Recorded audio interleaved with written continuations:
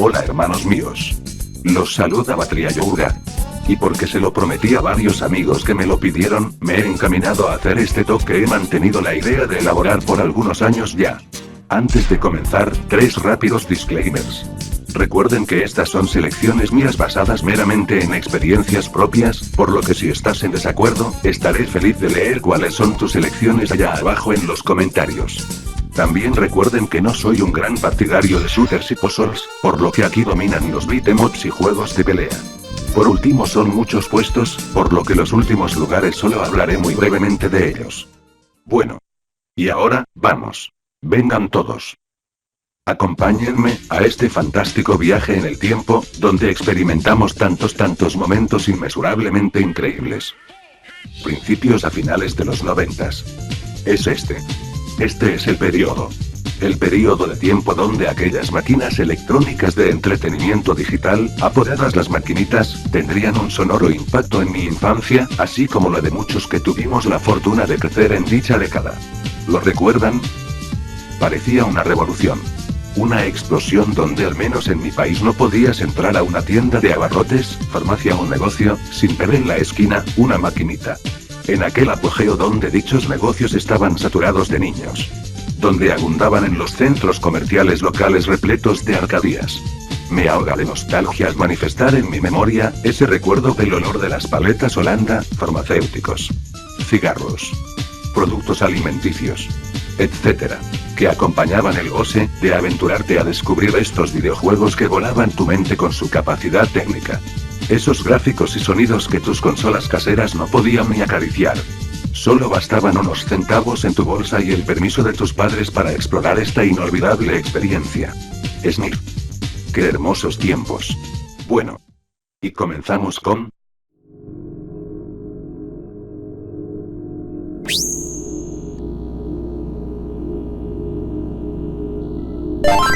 Puesto número 25. Como bien ya saben, en esas fechas dominaban los beat'em ups. Y siempre se observaban intentos por renovar el género con múltiples cambios de perspectivas como temáticas. King of Monsters, hablando de la secuela, era un juego que lo hacía bastante bien, empleando la fórmula Kaiju, donde tenías ciudades enteras a tu disposición para armar caos solo o con un amigo. Y no solo ciudades, que aquí podías viajar alrededor del globo para dar rienda suelta al caos y la destrucción. Desafortunadamente, aquí en México no era tan común ver esta arcade, la jugué varias veces pero solo cuando estaba en Estados Unidos, cuando estaba en segundo de primaria si bien recuerdo. Por lo que al regresar a mi país me quedaba esa desgarradora sed de seguir jugando este juegazo. Muy recomendado.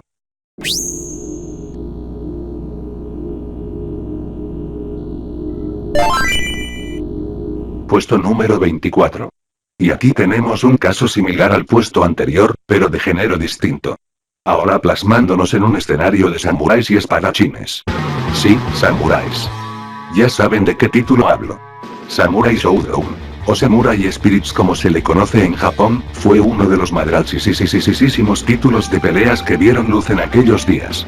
Un juego que a su aparición se sentía enormemente fresco, con un roster único y muy variado lleno de personajes carismáticos y especiales a su muy propia forma, un estilo de juego donde la precisión lo era todo y que a diferencia de muchos juegos, no temía en ser explícito con la sangre y violencia.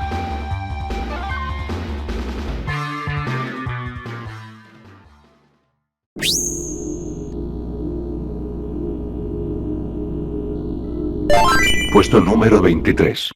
Snow Bros. Un juego que no era para absolutamente nada raro. Del género de plataformas multijugador en espacio libre, era aquel juego que veías en todos lados y que no importaba que te frustrara con su implacable dificultad, a huevo querías seguir gastando en él. Para mí, fue el primero que vi de este estilo de limpia la pantalla de enemigos, para avanzar a la siguiente etapa. Un juego que demandaba destreza y que al final, hasta hace unos años seguí viendo algunas maquinitas arcade de él.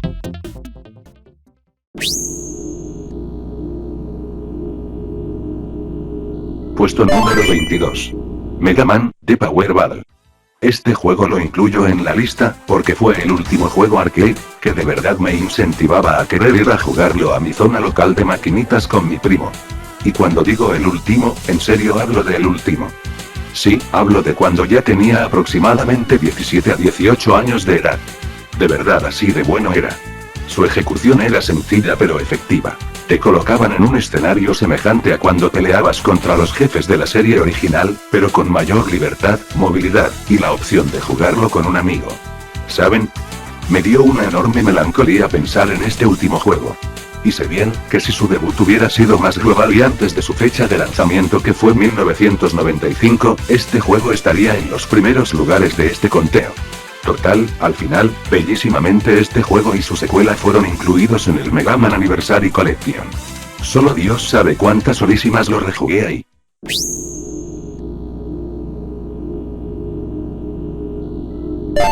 Puesto número 21. Aquí, uno de los juegos más macuarros y bizarros que pude tocar. Toki, o como le decían, el changuito, era un side-scroller, combinado con mecánicas de shooter, con un conjunto de niveles extraños, una historia medio mal viajada, y diseño peculiar, que contaba con un curioso atractivo que te hacía querer jugarlo. Y de verdad que funcionaba. El juego no estaba nada mal. Aún recuerdo cómo me sacó de pedo ese jefe que era un ojo en el mundo de agua. What the fuck.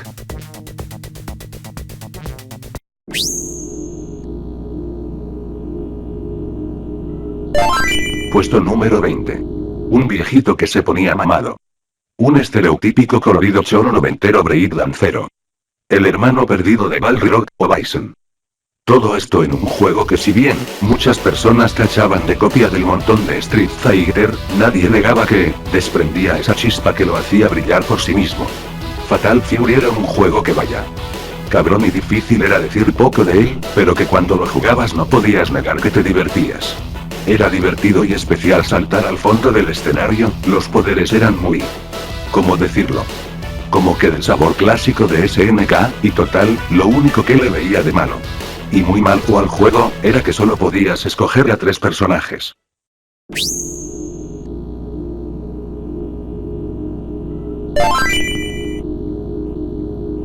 Puesto número 19.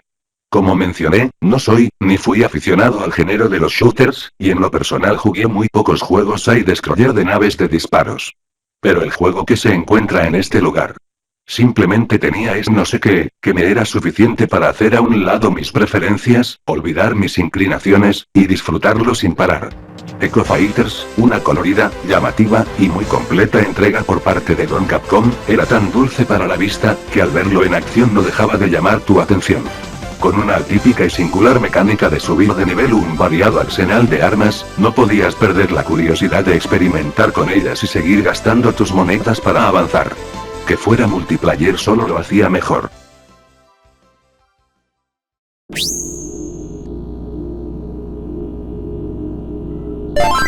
Puesto número 18. ¿Quién recuerda el juego del Capes Purida? Si ustedes saben. El Capes Purida, bueno, ¿cómo? ¿No lo recuerdan? Hablo de él. Allá lo recordaron.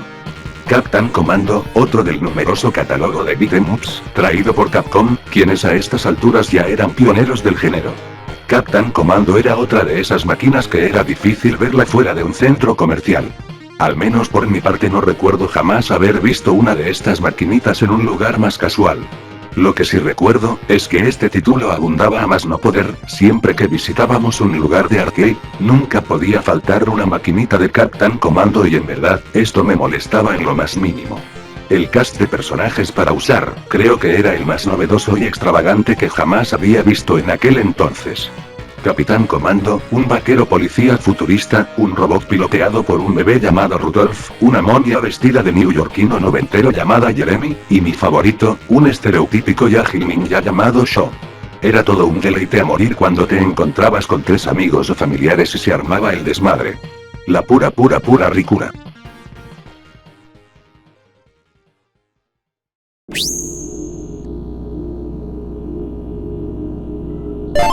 Puesto número 17. Y aquí, otro título que era exclusivo de las zonas de arcade en centros comerciales, pero recuerdo vividamente haber visto esta solo en lugares así muy exclusivos y finos. Virtua Fighter, una arcade que para muchas personas, yo en mi caso, fue la primera instancia que tuve mi ojeada a lo que era un plano tridimensional en un videojuego. Y sí, se me cayeron mis pinches calzones de tortuga ninja. Las físicas, la perspectiva, sobre todo porque si no me falla la memoria, muchas de estas máquinas, venían acompañadas de una gran pantallota, con bocinas con sonido surround, que hacían sentir cada golpe, impacto, caída, como lo más realista y presencial que hayas visto en tu vida, pese a que los modelos se veían como lámparas de papel maché, de tan increíblemente poligonales que estaban.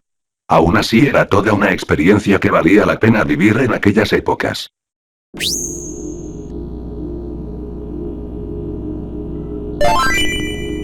Puesto número 16. Un relato rapidísimo. ¿Recuerdan mi vídeo de la verdad de Pokémon? ¿Sí? ¿No? Bueno, sí, ¿recuerdan a este amigo? El que dice, espanto está a cabrón hoy. Bueno, ese muy querido amigo, una vez me prestó un disco pirata para PC, que tenía un emulador de Neo Geo. En él descubrí muchos juegos que jamás había tocado en mi vida, muchos títulos que no llegaron a América. ¿A qué voy con esto? Al grano. Ahí descubrí un juego que obvio es el poseedor de este puesto. Super Dodgeball, Kunio no Neketsu Toukyuu Densetsu. Les juro que cuando lo toqué, no podía detenerme. No podía parar, aborrezco los juegos de deportes, pero este juego me cautivó con su estilo sobreexagerado de juego. Sus visuales animescos. Sus mecánicas. Japón, no mames culero. ¿Por qué nos privas de tantas cosas? ¿Qué chingados te hicimos? Me deprime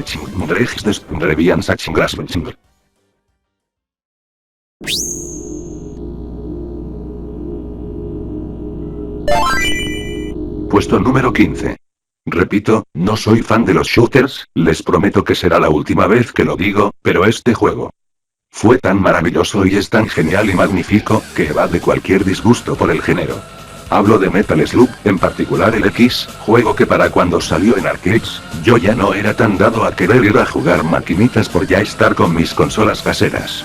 Pero este juego simplemente cuando lo llegaba a ver por ahí, era como una bolsa de Doritos nachos o jalapeños, no le podías decir que no, eso jamás, era como un imán que succionaba tus monedas, un juego tan variado, tan completo, tan heterogéneo, cada nivel se sentía diferente y ofrecía cosas nuevas, todo mundo era una experiencia nueva, chingao, este juego admito que la verdad merece estar en el top 5, pero lastimosamente yo no lo jugué tanto así como que ya estaba muy grande para que causara tal impresión en mí. Si hubiera sido niño cuando lo hubiera jugado por primera vez, diablos, podría ser de los 3 primeros lugares en este. También otra razón es que en donde lo terminé y exploté al máximo, fue en su versión de PlayStation 1.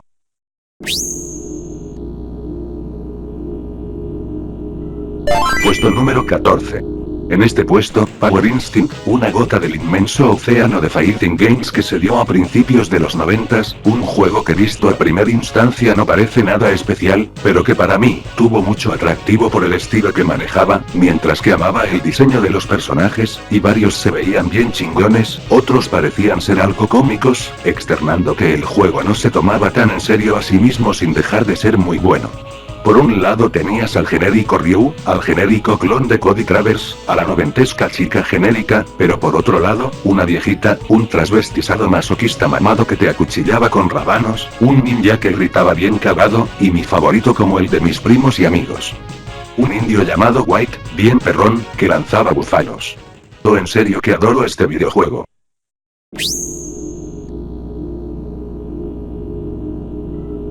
Puesto número 13.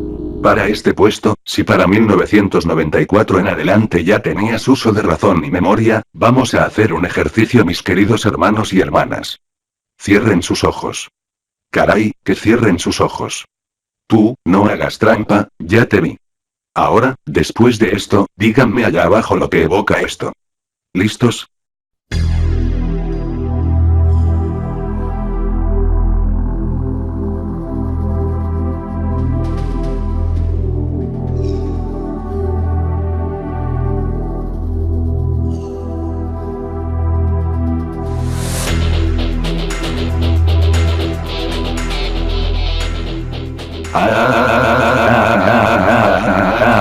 orgasmo, orgasmo, orgasmo. ¿Saben qué me evoca a mí? Sí, aparte de orgasmos, me pone la piel chinita. Porque cuando presencié este juego en arcades por primera vez, de ser honesto, el primer pensamiento que me invadió la cabeza aparte de abro comillas Mortal Kombat, cierro comillas, fue que hacía años que la música en un videojuego no me disparaba tantas emociones y reacciones. ¿Y solamente la música? Pero por supuesto que no, los visuales, los cuales eran hiper semejantes a los Mortal Kombat y a los juegos de Rare, tenían un lustre hermoso. Una limpieza y nitidez que nunca había visto, los brazos de Gleicius me hipnotizaban, las escamas de Riptor me hacían pensar wow, el brillo de Tinder me impresionaba aba, las chichis de Orchid me hacían decir Yumi, este juego irrefutablemente era hermoso, era un cóctel de deleite visual, auditivo, y el control.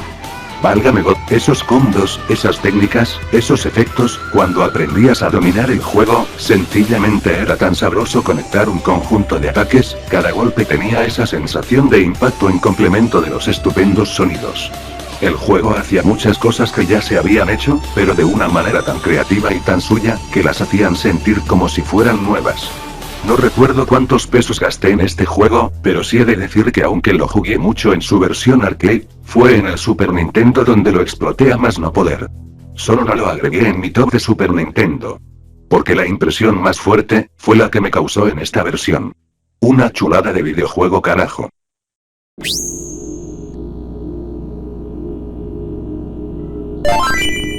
Puesto número 12. Oh sí, ciertamente este título era la fórmula completa para que en aquella década fuera un éxito rotundo, hablo sencillamente del mejor multijugador que pudo ver toda esta época de arcades, hablo de The Simpsons, una hermosa joya que era la exhibición del poder y dominio que tenía un coloso como Konami en sus tiempos de reinado junto con Capcom, otra de esas maquinitas con múltiples estaciones de jugador, donde si estaba la pandilla completa, había dinero suficiente y tiempo, tu tarde estaba destinada a ser inolvidable. El único problema de este arcade, y lo recuerdo bien, es que costaba más de lo normal, recuerdo que querer jugar en ella, representaba sacrificar jugar en otras cosas, por lo que a veces era de pensártela. También era una máquina que nunca vi en tiendas ni lugares fuera de plazas comerciales, por lo que no era de experimentarse tanto y tan seguido. Pero cuando lo hacías... ¡demonios! Esos gráficos eran los más caricaturescos y llamativos, era la personificación más leal que jamás había visto de la serie. Llegar a tu casa de haber jugado esta maquinita y jugar tu Bart contra el mundo, o las pesadillas de Bart era desmoralizante. Jajajajaja, pero simplemente era brillante, los sonidos, las secuencias, la variedad con cada personaje de la familia era brillante, y creo que fue el primer juego que vi, que incorporaba secretos para cuando jugaran más de 2 personas. Uno de mis recuerdos más bellos y gratos de la infancia, es una tarde en Aguascalientes, haber ido con mi padre a una plaza comercial solos, con tiempo extra mi padre y yo nos dispusimos a jugar esta maquinita, y es esto lo que me hace recordar que fuera tan cara, juntos entre mi papá y yo, terminamos el juego y recuerdo vividamente cómo desembolsé un buen billetote por andar mete y mete monedas de 2 nuevos pesos mexicanos. En ese entonces el costo habitual eran 50 centavos. Por lo que diablos, pinche Konami, nada tonta la pinche compañía.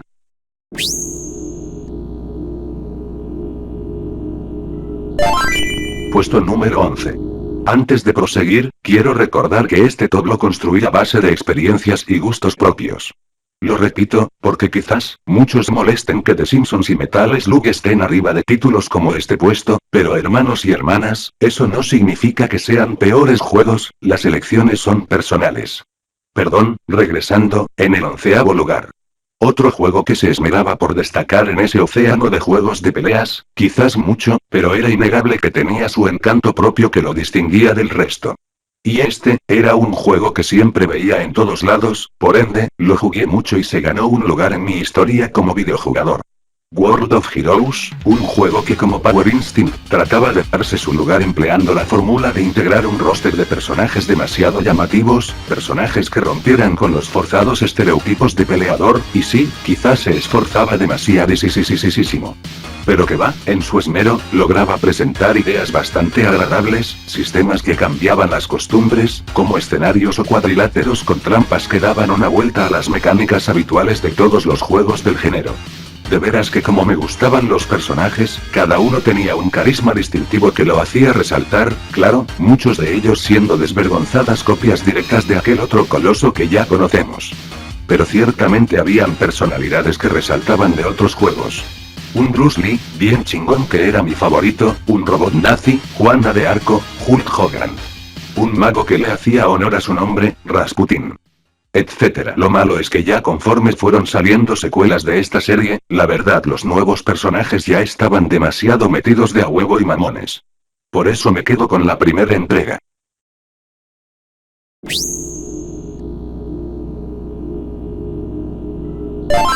Puesto número 10. Y llegando a los primeros 10, los 10 más chingones, bueno, para mí, jajaja, comenzamos con un juego, que si vivías en México y te gustaban las maquinitas o videojuegos, no me vas a negar, que al menos, este juego te robó una miradita. Para mí, me robó 1000 veces más que eso, Saturday Night Slam Masters, el primero para precisar, fue un juego que reformaba la fórmula de los juegos de pelea, a uno donde usando la lucha libre como temática central, empleaba en sus mecánicas una priorización sobre los agarres, las sumisiones, los rebotes en cuerdas y todo aquello que caracteriza a este deporte de sudorosos y tonificados atletas. El side-scrolling se dejaba de lado para traer una movilidad en 3 axis, donde podías tener una movilidad más tridimensional y libre.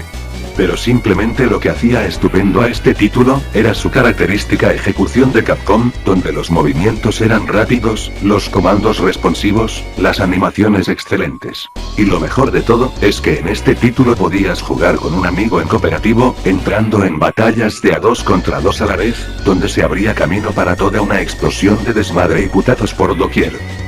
También algo que marquete que te mamó, fue que mi luchador favorito, el Tinieblas tenía una personificación aquí llamado Scorp. Jaja, cuando vi eso, simplemente me fue inevitable amar este juego. Bueno, para terminar y como último comentario, siempre me intrigó la razón del por qué Capcom abandonó en la secuela, todas estas características que hacían resaltar al primero, regresando al movimiento bidireccional en side-scroller, y removiendo las batallas en cooperativo.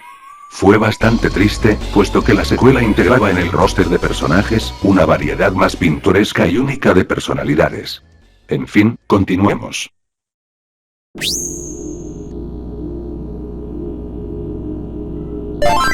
Puesto número 9, en el noveno puesto, se coloca otro título a la Bubble Bobble, un juego que a estas fechas me he percatado que se ha inmerso en una implacable obscuridad ya que de mucha gente con la que hablo, pocos lo recuerdan o lo jugaron, y en internet por igual, no veo que se hable mucho de él.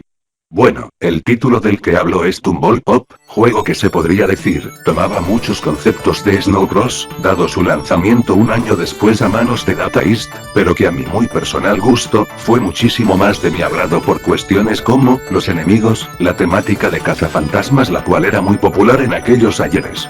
Las mecánicas de juego la cual era absorber enemigos para lanzarlos y muy importante, la movilidad y control se me hacía mucho más rápida, menos rígida, no sé, simplemente este juego me era más justo en su control, y menos frustrante porque sentía que los Snow Bros tenían zapatos de cemento. Total, el juego tenía una cierta presencia, que me hipnotizaba a huevo querer echarme una partida al momento de postrar mi mirada sobre él y escuchar su repetitiva y simple melodía. Había algo tan satisfactorio en sus sencillas mecánicas de absorber a los enemigos y soltarlos, que jamás lo sentí forzado y monótono. Tristemente, como ya dije, el juego tuvo una breve aparición en el Game Boy Tabique, y en la eShop del Nintendo 3DS. Fuera de eso, cayó en un opaco y nubiloso olvido del que no me esperaba fuera víctima. Demonios, como me habría gustado tener este en formato físico.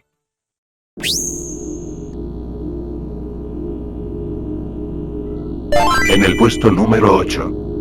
Un contendiente que pavimentó el camino de su género, que si bien no fue el primero de este, se convirtió en el punto de partida para que la gran mayoría de juegos lo tomaran como referencia y comenzara la nueva era, la gran y sobreexplotada época de uno de mis géneros favoritos.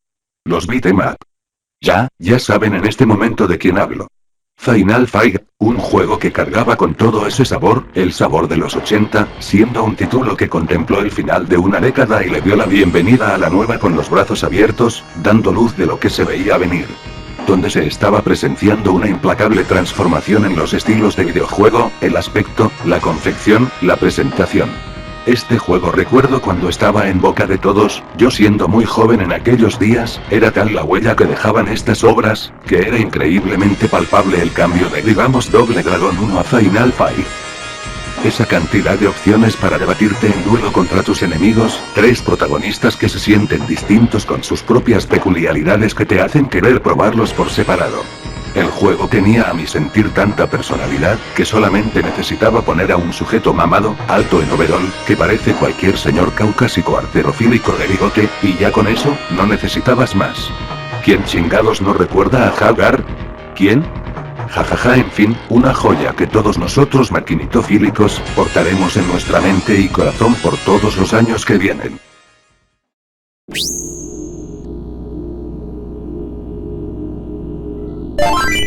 En el séptimo lugar de este conteo, un contendiente de la familia de los Fighting Games, que hizo notar su llegada, pero en serio la hizo notar, de una forma tan sonora que todos debemos de recordar el momento en que entramos en contacto con él. Mortal Kombat, aquella controversial obra que tomó por sorpresa al mundo. Título que se hizo notar por sí solo en el mundo de los videojuegos, por todo lo que hacía de una forma tan suya, sus impresionantes, innovadores y realistas visuales con su estética distintiva de gráficos realistas, sus efectos de sonido, su estilo de juego y pero claro, pero por supuesto que, evidentemente que, lo más importante del juego. Las chichis de Sonya. Ay, déjenme, me gustaban las chichis de Sonya. ¿Qué va? La implacable violencia que exhibía, los desmesurados niveles de sadismo con los que incursionaba en este medio sin temor. Nunca en mi vida había visto algo tan brutal para ese entonces, pero lo increíble es que el juego no sobresalía exclusivamente por el espectáculo de morbo, en sí mismo era una preciosidad de experimentar, jugar, ese sistema de ejecuciones popularizado ya como las fatalities. Ese uppercut tan exquisito de acertar, la música tan tétrica y sombría con retoques de cultura asiática. No. Que recientemente saliera la 11ª entrega, evidencia lo que este juego fue, es, y seguirá siendo, mientras que la industria siga en pie.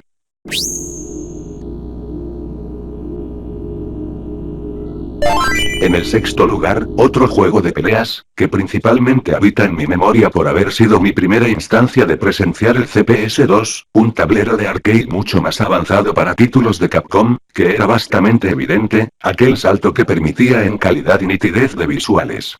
El juego del que hablo es por supuesto, Darkstalkers. Juego de peleas que se desenvolvía a través de la ya popular moda de los monstruos clásicos de horror. Diablos, cómo no amar este juegazo, una llamativa y vistosa paleta de colores eran el señuelo para atraerte, seguido por unas secuencias de animaciones para los sprites, que jamás se habían visto en otro juego. Estaba tan bien diseñado que ante mi visión de escuincle caguengue pedorro, los visuales se asemejaban a estar jugando una caricatura muy bien animada. Lo que más para mí resaltaba en este juego, era el evidente empeño y cariño que se le daba a la creación de los personajes, que si bien en ese entonces no sabía mucho de sus trasfondos e historias, hoy en día he aprendido que la historia de este título es estupendamente estupenda. Pero a lo que iba, es que cada personaje se ve a grandes rasgos que fue elaborado con inmensa dedicación, sus estilos de pelea se sentían bastante auténticos, distintos, este juego solo le puedo dar el denominante de llamativo, es la primera palabra que puedo formular al recordarlo. Una pinche obra de arte digitalizada, eso es. También la música era súbitamente estupendísima. Darkstalkers, te amo cabrón, ojalá algún día te volvamos a ver en acción.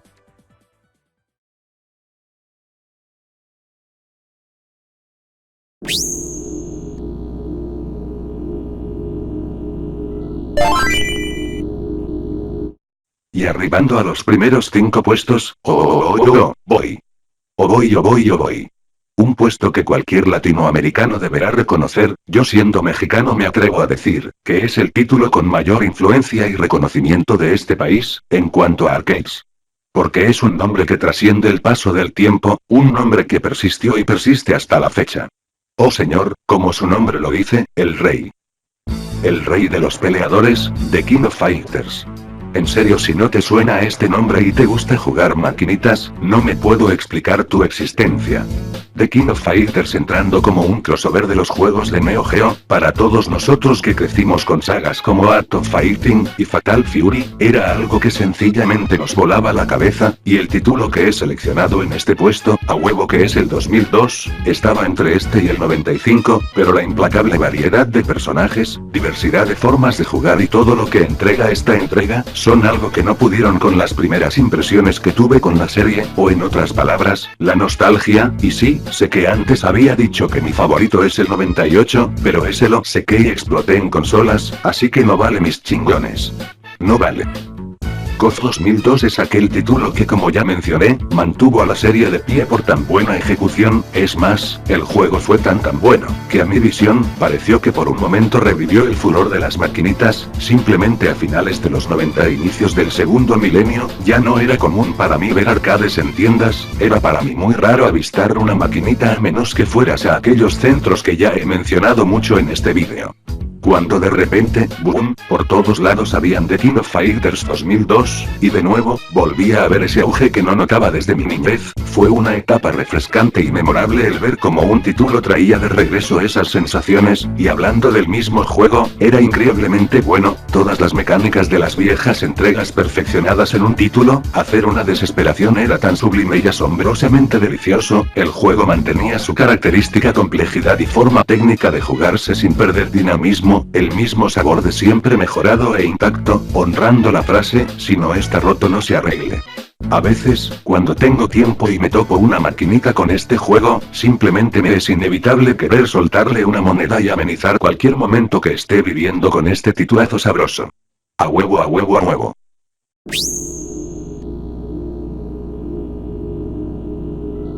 En el cuarto lugar del top. Híjoles, tenemos un juego que si has estado presente en este canal por mucho tiempo, ya me habrás escuchado hablar de él hasta el cansancio. Por lo mismo ya no sé qué decir de él. Jajaja. Veamos. Marvel vs Capcom, de toda la saga, este es el que he decidido agregar en mi conteo, porque la secuela la exploté mayoritariamente en consolas, y esta entrega, perfeccionaba todas las mecánicas de sus predecesores. Expandiéndose de sagas, a toda la compañía, que eran propietarias de estos personajes, ya no estábamos sujetos a una única serie, por lo que era estupendo ver nombres de personajes tan aclamados como Mega Man, Strider Hiryu, Jin, etc. Mientras que por el lado de Marvel, Venom, era un detonante de orgasmos estelares. Sí, también el control se sentía más rápido por alguna razón, bueno, no sé si para ustedes pero así lo sentía yo. Los gráficos, como era de esperar de Capcom, eran magníficos, vivos, vibrantes, una paleta de colores tan llamativa. Ciertamente este juego fue un sueño, ya fueras amante de Marvel o de esta compañía, un sueño hecho realidad para cualquier mocoso o puberto de la época. Si te interesa escuchar más sobre qué pienso de este juego, pondré links en la descripción del vídeo porque mis ideas están secas. Jajaja, perdónenme, no me maten.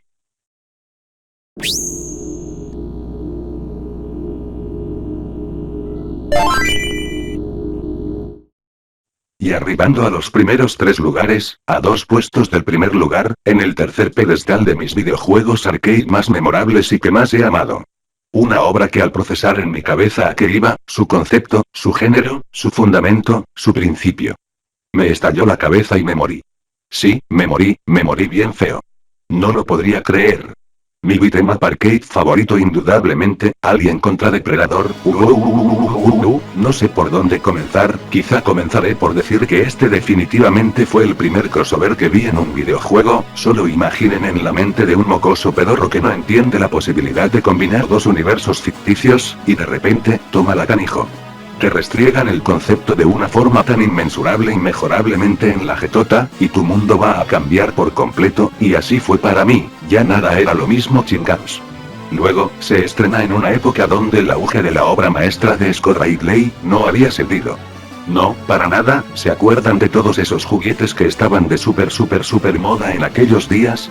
¿Cómo olvidarlo? Todos volados y cavados por esos dos grandes éxitos que fueron Alien y Depredador, y de repente, un videojuego apunta con los gráficos más chingones, mejor ejecución en la rama de beat'em ups, combinando esas dos series. No lo podía creer. Pero ya hablando del juego en sí, la presentación era sublime, los escenarios, los aliens, los enemigos, los diseños de los protagonistas. No creo que para esas fechas haya visto otro juego que colmara la pantalla de tantos enemigos, y por lo mismo era uno de los primeros videojuegos que me evocaba ese sentimiento de poder. Era tan exquisito acabar con todas esas hordas de aliens, y lo ejecutaba de una forma maravillosa ya que la fluidez del juego simplemente era adecuada. Los personajes me eran ágiles, integraba una buena variedad de modalidades de combate que hoy en día quizás sean ya insuficientes o delimitados, pero en aquellos entonces era lo más revolucionario que podía presenciar y la verdad sentía su estilo de juego más rápido que otros títulos existentes del género. Aparte, se podía jugar de 3 jugadores me mama este título, me mama. El único problema que le encontraba, era que esperaba más variedad de enemigos, mayor diversidad y clases de aliens, aún así era un juego bastante sustancioso con una longitud excelente. Lo malo de esta historia es que pues, el juego jamás vio un lanzamiento a consolas ni otro medio donde se pudiera reapreciar, por lo que duró muchos años en la oscuridad, presente únicamente en nuestros recuerdos. Claro, si no lo emulabas. Pero de manera oficial, Capcom mantuvo recluido este título a manera de que nuestra esperanza de volver a verlo era en sus recopilaciones de títulos, pero jamás sucedió. Hasta ahora. Que acaban de anunciar el Capcom Home Arcade y sorpresa, esta hermosura conforma parte de la lista de títulos que están incluidos en él. Jojojojo, mi escuincle interno chilla como puerco de la emoción. Fueron aproximadamente 25 años sin volver a catar esta deliciosura y, eso sí que me hace sentir viejo. Demonios. Bueno. Pasando al siguiente título.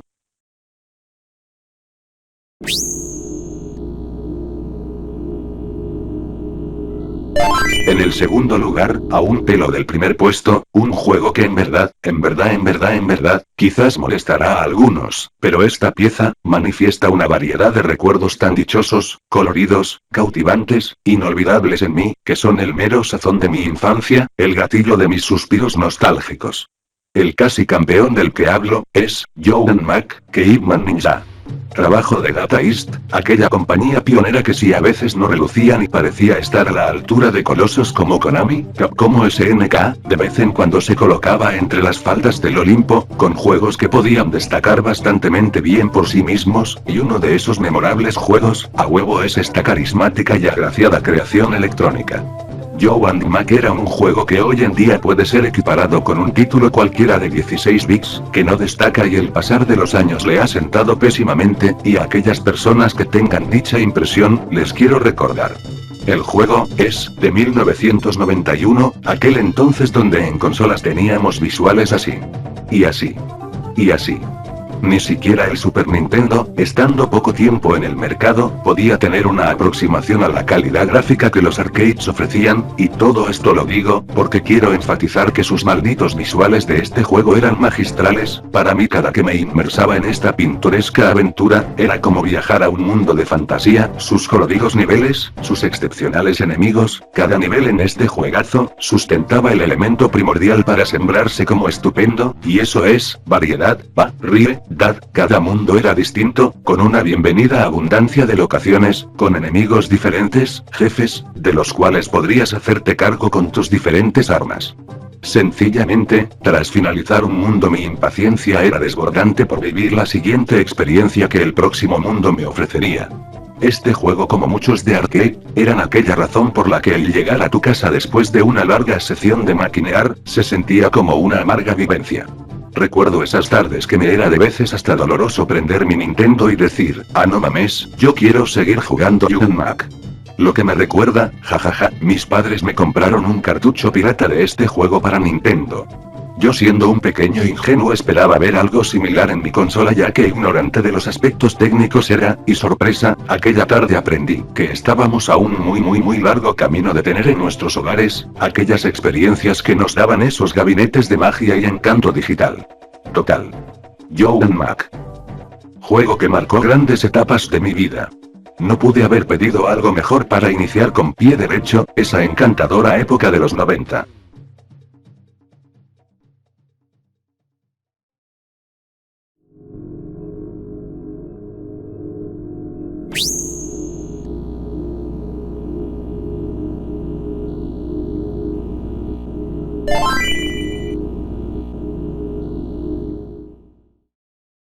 Uf.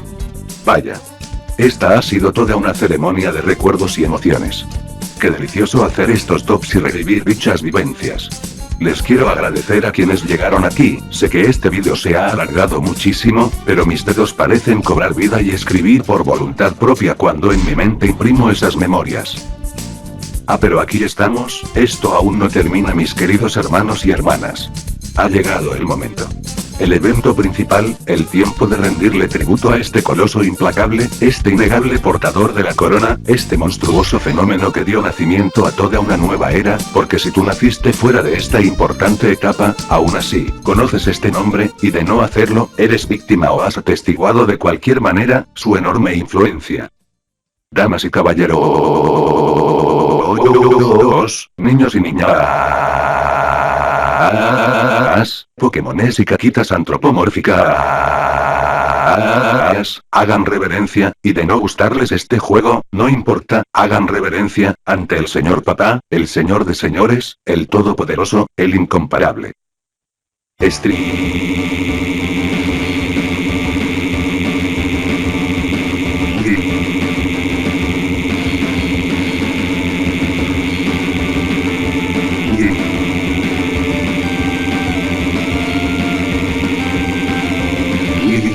Uf. Uf, uf.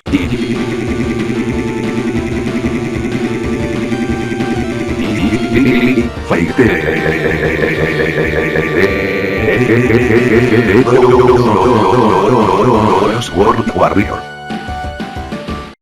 ¿Que no? ¿A que como chingados no? Este maldito encantador perfecto juegazo, este juegazo, por sí mismo tiene en su jetota, la jetota de una década entera, este juego, es aquel, que invocó, que colocó en el mapa, todo un género que si bien ya existía y se había explorado antes, jamás se había hecho de esta forma tan implacable, intachable, prodigiosa, extraordinaria. Fue aquel juego que abrió paso y amplió el concepto que hoy parece tan básico, de la competitividad en el entretenimiento electrónico. Y ya sé, repito, ya habían juegos que eran competitivos antes, era algo ya presente, pero no recuerdo que se manejara de una manera tan perfecta, una idea centralizada en el mismo conflicto y el duelo, aplicada con tal personalidad, que Dios, sencillamente era otra cosa. Una confección perfecta, me atrevo a decir, que fue este juego el culpable de que las Arcadias explotaran afuera de países como Estados Unidos y Japón. La memoria vive fuertemente en mí de cómo, todas las tiendas estaban repletas de gente por este juego.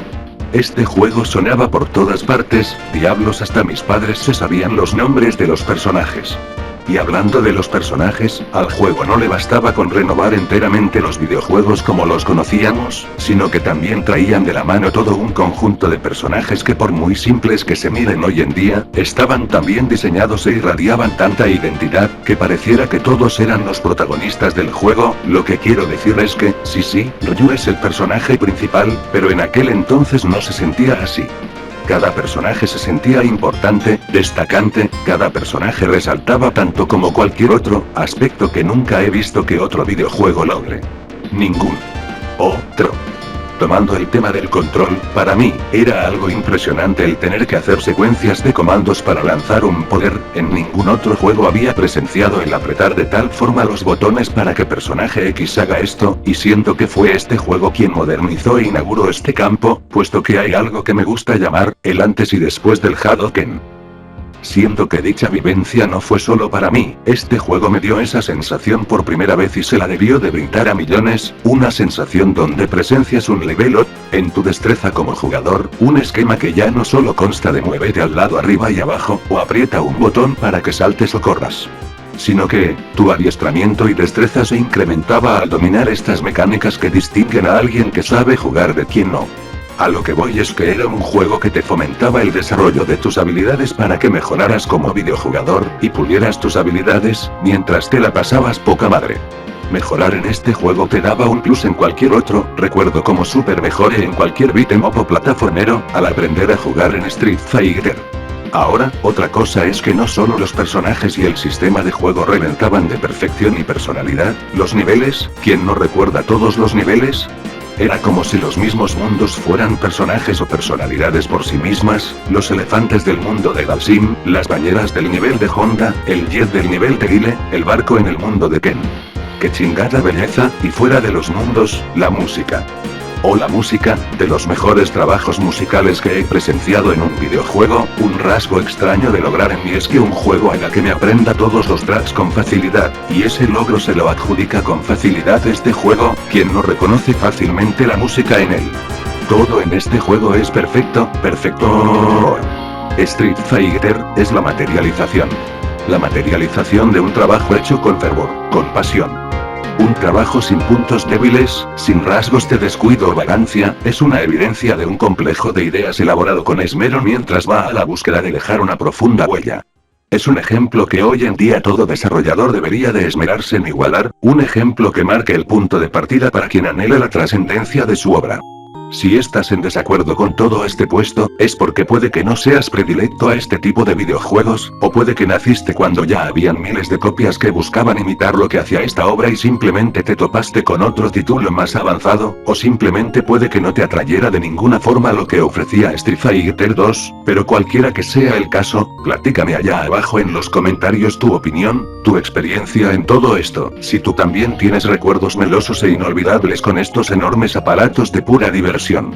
¿Cuáles son tus juegos favoritos? Si me equivoqué en algo o sencillamente estoy bien pendejo por alabar tanto a Street Fighter 2.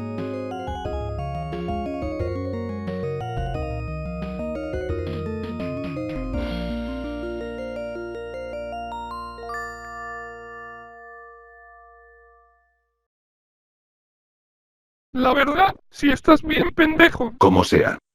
Mis hermanos y hermanas, mil gracias por ver el vídeo, me la pasé bomba haciéndolo para cumplir esta promesa que tenía desde el doble Super Nintendo.